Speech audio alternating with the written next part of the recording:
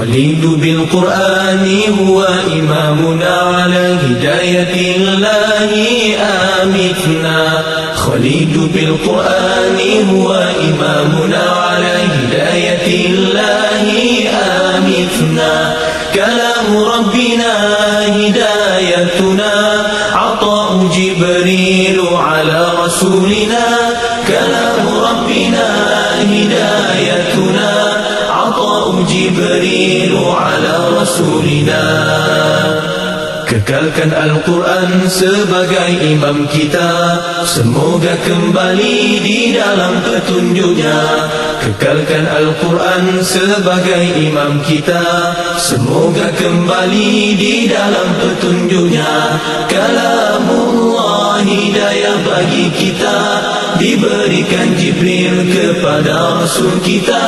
Kalamullah hidayah bagi kita, diberikan Jibril kepada Rasul kita.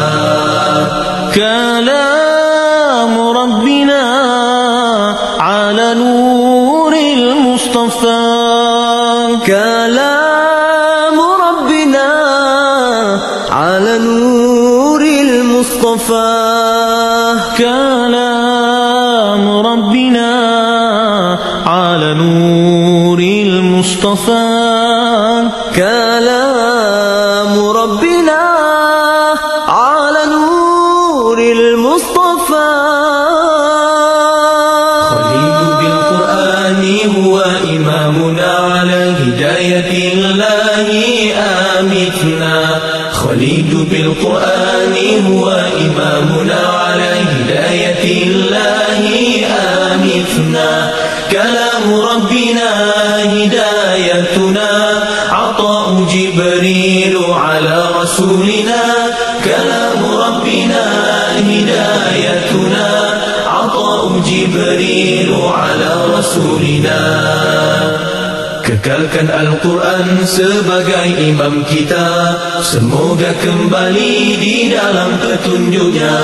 Kekalkan Al-Quran sebagai imam kita, semoga kembali di dalam petunjuknya. Kalamullah hidayah bagi kita, diberikan Jibril kepada Rasul kita. Kalamullah hidayah bagi kita, diberikan Jibril kepada Rasul kita. كلام ربنا على نور المصطفى كلام ربنا على نور المصطفى كلام ربنا على نور المصطفى كلام ربنا على نور المصطفى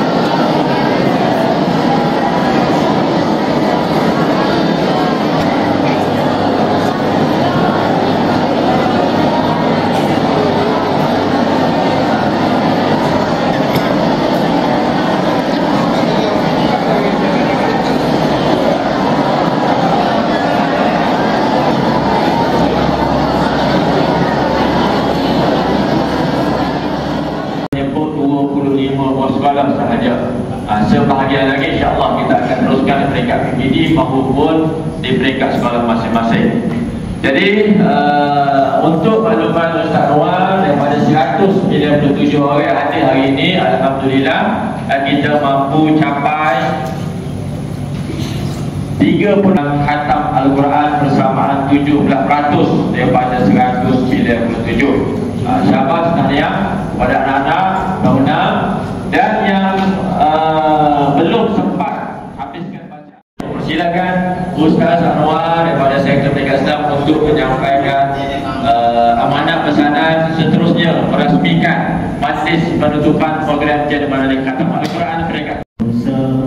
Barisan Tenaga Penggerak Guru Pendidikan Islam PPD Kota Bawangku yang berusaha guru-guru, ustaz-ustaz, selanjutnya yang saya hormati barisan fasilitator, pelajar-pelajar SMKA Belum, dan yang saya kasihi anak-anak muda dan putri peserta Kendian Madani yang berhati hati program Khatam Al-Quran di SMKA Belum yang dirahmati Allah Subhanahu wa taala.